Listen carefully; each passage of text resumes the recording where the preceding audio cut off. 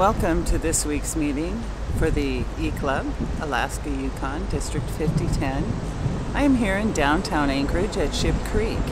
As you can see, there are quite a few people on Ship Creek looking for the elusive salmon. This would be the red salmon. That's what's running this time of year in June, our red salmon. You can see the anglers are attempting to catch fish. I'm right underneath the C Street overbridge that takes you from downtown over to Elmendorf, or J-Bear as it has been renamed, which is the joint base, Elmendorf-Richardson, Air Force and Army. As you can see that the tide is out, so the mud bars in the center of this river have lots of water on them because the tide has gone out. When the tide comes in, this will be full and there will be plenty of water in the river. And actually, as the tide is coming in, that is in fact the very best time to catch salmon.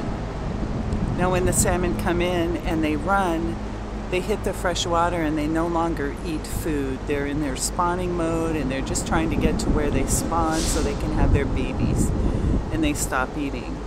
And what you're watching the anglers do is what my brother would call a controlled snag. They're working on catching the salmon with the hook in the mouth, or as my brother says, a controlled snag. Now my brother will tell you that you can fish this river at low tide and actually successfully catch quite a few salmon. The trick is, when you're fishing at low tide, is to find the holes in the river that are deep, and that's where the salmon sit down in the hole of the river waiting for more water to come in so they can begin their migration up the river. So this week's meeting will be themed on fishing in Alaska, the sport that almost everyone in Alaska participates in, June through August.